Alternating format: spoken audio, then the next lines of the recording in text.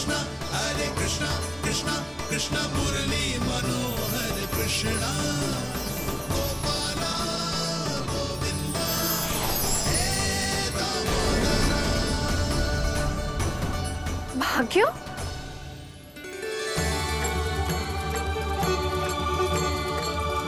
कान्हा, एक तो चोरी की और ऊपर से मूर्ख बना के भाग को। ये ठीक ना है, मुझे यशोदा जीजी को बताना ही होगा, और वो भी इसके घर पहुंचने से पहले।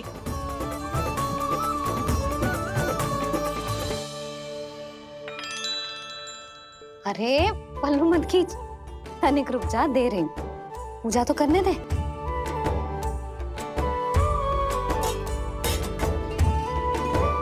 ले, अब जितना मन करे उतना प्रसाद खा।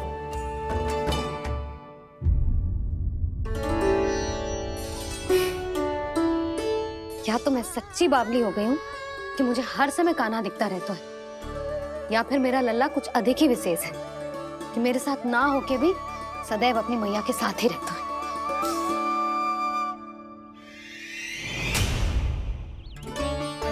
आज तो कैसे प्राण बचे, नारायण ही जानते हैं। मैं तो पाऊ को सिर पर लेके ऐसे सरपट भागो कि पूरे गोकुल में बड़ बोले। इस समय तो बड़ी बड़ी मत भागो, पर असली लाभ तो वानर महाराज ने उठाया है। पूरी की पूरी मटकी अकेले लेके निकल लिए। ये हमारी प्रतीक्षा कर रहा था ताकि हम माखन बांट सके। हमारे साथ ना दाऊ, उनके साथ।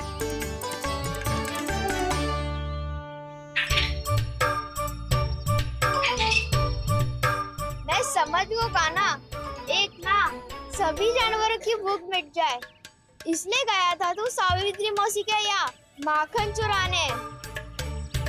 इससे पहले कि वो हमारे यहाँ पहुँच जाए, हमें घर पहुँचना होगा दाऊ, चाहे कछु हो जाए, पर देरी ना होनी चाहिए। इससे पहले कि बहुत समय बीत जाए, हमें ये समझना होगा कि लोभ आदमी की बुद्धि को भ्रष्ट कर देता है, हमारे सोचने समझने की क्षमता को नष्ट कर देता है। बहुत समय पहले की बात, एक साधु था, वो सुनसान घने जंगल में रहकर साधना करता था। ब्रह्म ज्ञान को प्राप्त करने ही वाला था कि अचानक से एक दिन उसे एक सुनहरी बिल्ली दिखाई थी। उसने उसे देखो तो सोचो कि ये तो बहुत सुंदर है, इसे तो मेरे पास रहना चाहिए, और उसने उस बिल्ली को अपने पास रख लिया। फिर उसने सोचो कि इसे तो दूध की आवश्यकता होगी और उसके लिए गाय की, तो उसने एक गाय भी रख ली। अब गाय को चारे की आवश्यकता होगी और चारे के लिए भूमि की। नारायण की कृपा से भूमि का प्रबंध भी हो गया। अब भूमि को जोतनो है, चारा उगानो है, चारा काटनो है और उसे गाय को खिलानो है। गाय को खिला के उसे दूध निकालनो है और दूध निकाल के बिल्ली को पिलानो है। कार्य बढ़ गो। अब उसे लगो कि सहायता के लिए 2 जोड़ी हाथ और होने चाहिए, तो उसने विवाह भी कर लियो। कुछ समय बीतो और संतान हो गई और उसे एक बड़े घर की आवश्यकता अनुभव हुई। इसी प्रकार धीरे धीरे लोभ ने उसे अपनी छाया में ले लिया और वो नारायण की साधना कर ब्रह्म ज्ञान को पाने के अपने परम लक्ष्य को भूल गो। फिर अनेक वर्ष बीतने के पश्चात उसकी अपने गुरु से भेंट हुई। पहले तो उन्होंने उसे पहचाना नहीं, और पहचानो तो उनने कही कि एक बार, बस एक बार अपने कर्तव्य से भटका था तू, और देख कैसे देखते ही देखते लोभ के जंजाल में गहरे ही गहरे धंसता चला गया। सोचो, कहीं उस व्यापारी को धन के लोभ में अपना वचन देकर आप सब भी जे ही भूल तो ना करने जा रहे। परिवार, घर द्वार, भोजन, सुख शांति, जीने के लिए आवश्यक जिस सब कुछ तो है आपके पास। इसीलिए मुझे चिंता हो रही कि जिस प्रकार उस साधु ने ब्रह्म ज्ञान प्राप्ति का अवसर गवा दिया था, आप सब भी इस लोभ में आकर अपना सुख चैन ना गवा दो।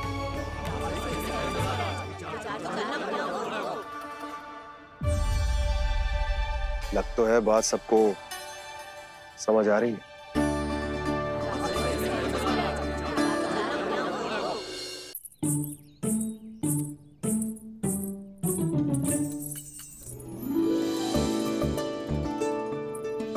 भाभी आसानी से ना मिलने देंगी कान्हा से, पर उसे देखे बिना रहा भी तो ना जा रहा मुझसे। कहाँ है वो? मुझ पे बहुत क्रोध है उन्हें, इतने शीघ्र शांत ना होगा। उन्हें मनाना तो पड़ेगा ताकि मैं नंद भवन में फिर से बिना किसी रोक टोक के आ जा सकूं। पर क्या बोलूं, कैसे मनाऊं उन्हें?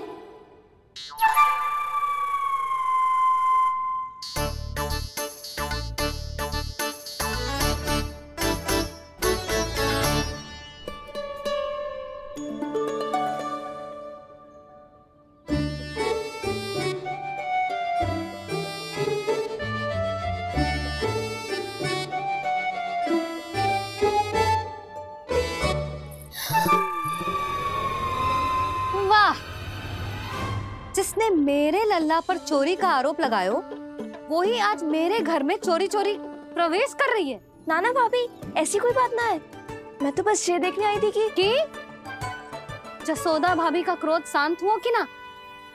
सुन ले जानकी, मेरा क्रोध उसी दिन शांत होगा जिस दिन तू सारी गोपियों के सामने मेरे कान्हा पर लगाया आरोप वापस लेगी। चोरी करेगा तो आरोप ही लगेगा ना जीजी। फिर से आरोप? सावित्री, तू भी? कल तक मुझे ये थोड़ी पता था जीजी कि आपका कान्हा सच्ची में माखन चोरी में पारंगत है। आशा करता हूं कि आप सभी को नंदराज का विचार और संदेश सही से समझ आगो होगो।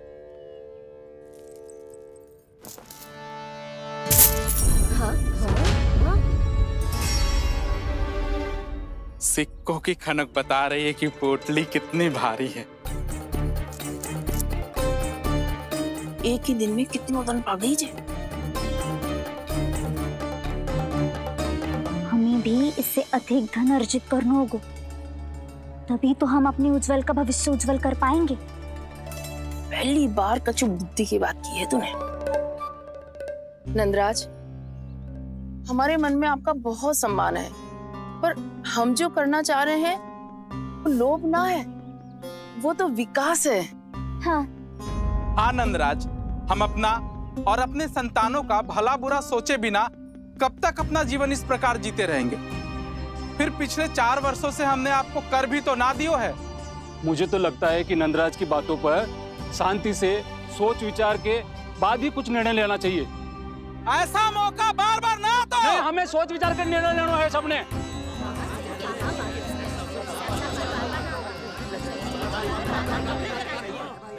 चोरी में पारंगत? हाँ जीजी, उसने टोली बनाई है और उसका नाम भी रखा है चौर्य विद्या प्रसारण टोली, और आपका कान्हा उसका अध्यक्ष है। अच्छा, तो कान्हा पूरी टोली लेकर आया था चोरी करने तेरे घर? और नहीं तो क्या। पर एक बात बताओ जीजी, मेरे बलदर को देखकर किसी का साहस ना हुआ भीतर जाने का, पर आपका कान्हा इतना साहसी है कि बिना भयभीत हुए इतने भयंकर बैल के निकट चले गए। सच्ची? और तेरे रक्षक बैल ने कुछ ना किया उसे? है ना अचरज की बात। क्रोध के स्थान पर वो तो उसके सामने ऐसे झुको जैसे कि प्रणाम कर रहा है। और जीजी, आपका कान्हा साहसी ही ना, बहुत चतुर भी है। मैंने मटकियां बहुत ऊपर लटकाई थी, पर बताओ कि बिना चौकी के मटकी को नीचे उतारने का उपाय किसने ढूंढा? किसने? आपके चतुर कान्हा ने। उसने अपने सखाओं को पर्वत बनायो और एक पक्के सेनापति की तरह बिना भयभीत हुए उनके ऊपर चढ़ गयो और मटकियां उतारने लगो। और एक ही ना, तीनों की तीनों मटकियां उतार ली। तीनों? हाँ जीजी, और वो इतना दयालु है कि पहले एक मटकी का माखन सब में बांट दियो और फिर बची हुई 2 मटकियों में से एक मटकी अपने सखाओं को दे दी और फिर दूसरी मटकी एक भूखे वानर को दे दी। और फिर जब मैं उसके सामने जाके प्रश्न करने लगी तो उसने मुझे अपने तर्कों के जाल में उलझाया और बड़ी आसानी से सिद्ध कर दिया कि वो तो परोपकार कर रहा था। मैं तो देखती ही रह गई और शब्द तो ऐसे झड़ते हैं मुंह से जैसे कि फूल। रुक जा सावित्री, पहले तू ये निर्णय ले ले कि तू मेरे लल्ला का गुणगान करने आई है कि उसकी निंदा करने। निंदा करने ही आई हूँ जीजी। जानकी सत्य कह रही थी, आपका कान्हा माखन चोर ही है और बलराम के साथ भागा था। बलराम क्यों? वो तो साक्षात गरुड़ देव की पीठ पे बैठ के उड़ के आयो है, तभी तो तुझसे बहुत पहले आके यहाँ बैठ गओ ना। आ देख ले, आ जा। देखो कैसे बैठ के सब पहरा दे रहे हैं कि कोई पंछी अनाज ना चुगले, और तुम दोनों व्यर्थ में इन सब पर दोष लगा रही हो। कान्हा के निकट जाने का प्रयास भी मत करना। पहले मेरे लल्ला पर आरोप लगाती हो, फिर उससे मिलना भी चाहती हो।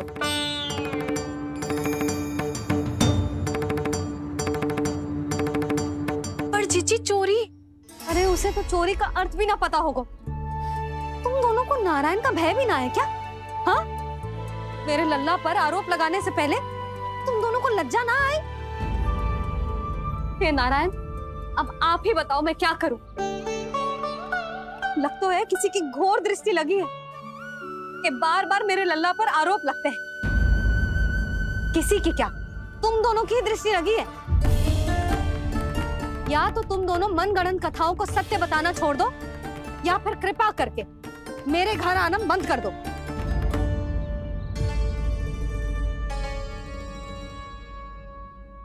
अब दोनों मुंह क्या ताक रही हो?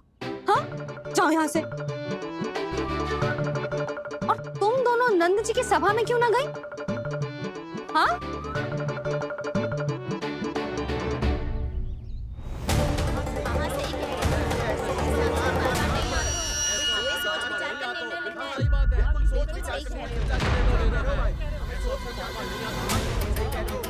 जी कौन? पहले तो कभी ना देखो इसे।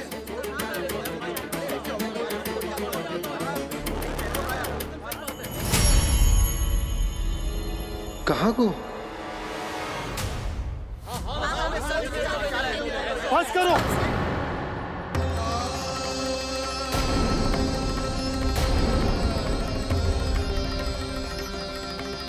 मेरी आंखों के सामने मैं गोकुल में इस तरह फूट पड़ते ना देख सकता।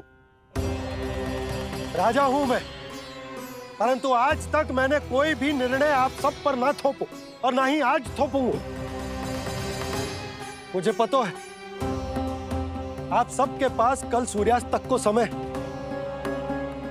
इसीलिए मेरी विनती है कि आप घर जाकर रात्रि को इस बात पर पुनः विचार अवश्य कीजिएगा। सोचिएगा कि कोई भी व्यापारी अविश्वसनीय रूप से सस्ता क्रय विक्रय क्यों करेगा, जब तक कि उसका कोई छुपा हुआ लाभ ना हो। हमें सोचना होगा कि कहीं हम उसके बिछाए जाल में फंस तो ना रहे।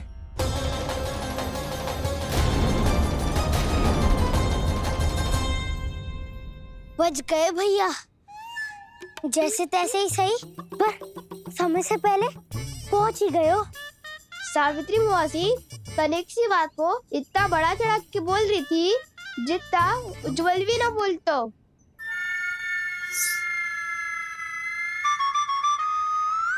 वैसे आनंद तो बहुत आयो, सच्ची। हाँ, बेहतर लगा तो माखन भी तो मिला और परोपकार भी होगा। बता कान्हा, और किसके घर जाना है अब? आज ही तो हमें शिक्षा मिली है। इतनी शीघ्र भूल गए तुम सब। लोग के चक्कर में पड़ोगे तो फंसोगे। लोग के चक्कर में पड़ोगे तो फंसोगे।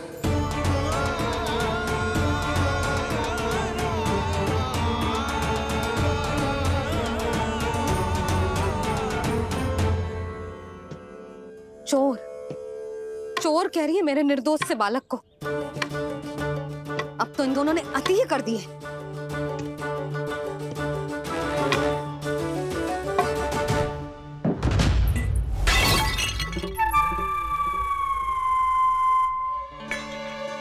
से भी अभी फूटना था। वैसे ही मैं इतनी चिंतित हूँ। कैसे समझाऊं इन गांव वालों को?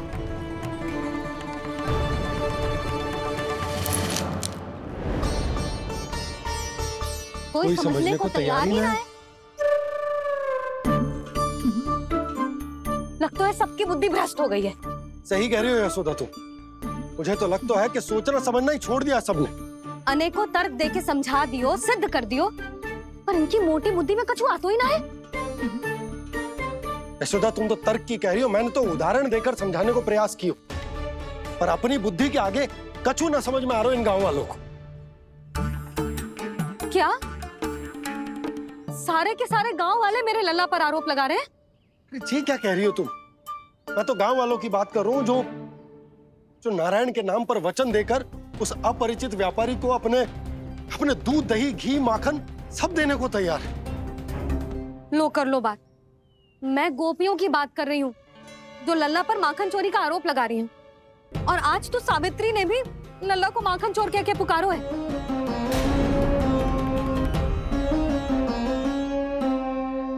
सावधान यशोदा, कहीं बड़ा होकर माखन चोर ना बन जाइए।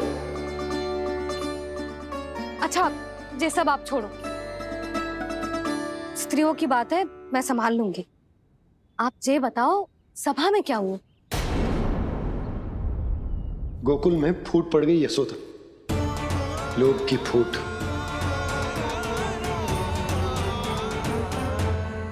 अरे रुको रुको रुको, व्यापारी जी रुकिए रुकिए। नंदराज ने प्रयास तो बहुत किया था व्यापारी जी, पर कुछ व्यक्तियों को छोड़ करके किसी के कान पे जूं तक नहीं रेंगी। इसका अर्थ फूट पड़ चुकी है लोभ की वजह से। बहुत ही शुभ समाचार लाए हो गुप्तचर।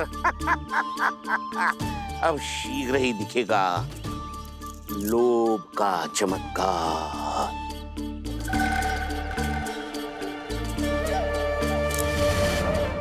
लोभ से बचने को जो पाठ हम कान्हा को पढ़ा रहे थे ना, आज वही पाठ मैं इन गांव वालों को समझाने में असमर्थ रहा। आप चिंता मत करो जी, धीरे धीरे सब ठीक हो जाएगा।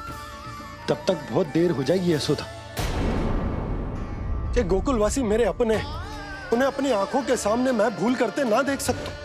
वो सुलक्षणा, वो उस व्यापारी के प्रभाव में आ गए, और शंकरी मौसी और सुमति भी सुलक्षणा के मार्ग पर ही चल रही।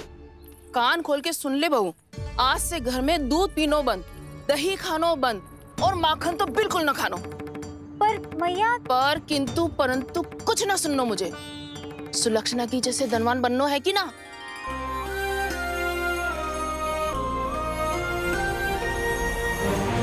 तो फिर जैसा मैं कहती हूँ वैसा कर, तभी तो अधिक से अधिक दूध, दही, माखन बेचकर अधिक से अधिक धन अर्जित कर पाएंगे हम। सुलक्षणा को उस व्यापारी की तरह धनवान बनना है और शंकरी मौसी को सुलक्षणा की तरह। ऐसे तो पूरा गांव ही लोभ में पड़कर कल उस व्यापारी के पास पहुंच जाएगा। अब तो फिर स्त्रियों को मुझे अपने ढंग से समझाना पड़ेगा।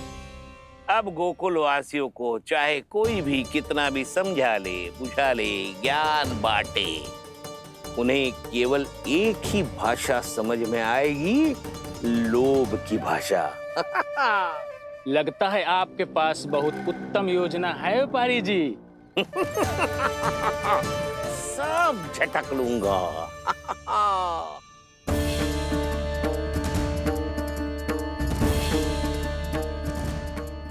आपको क्या लगता है प्रभु, मैया के समझाने से गोपियां समझेंगी?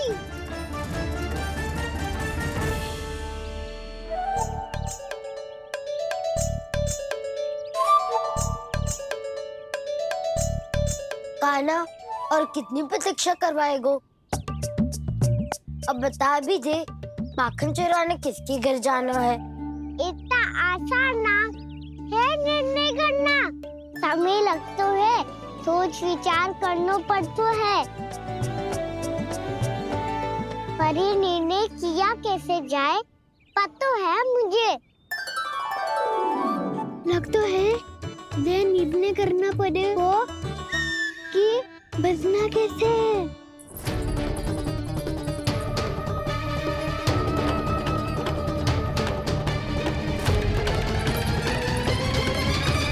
सावित्री मौसी ने हमारे चौरे विद्या प्रसारण के बारे में सबको बता दियो क्या?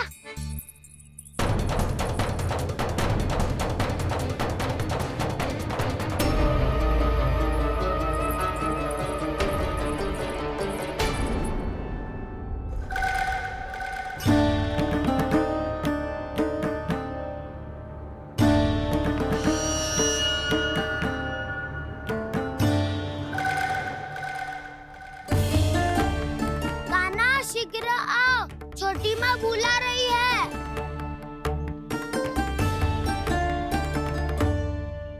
अब डांट भी पड़ेगी और कुटाई भी होगी। चौरी विद्या प्रसारण कल ही आरंभ हुआ था और आज ही समाप्त हो जाएगा। सब इतने गंभीर क्यों है आज? गंभीर तो होंगे ही ना दाऊ, क्योंकि मैया आज अच्छा वाला पाठ पढ़ाने वाली है।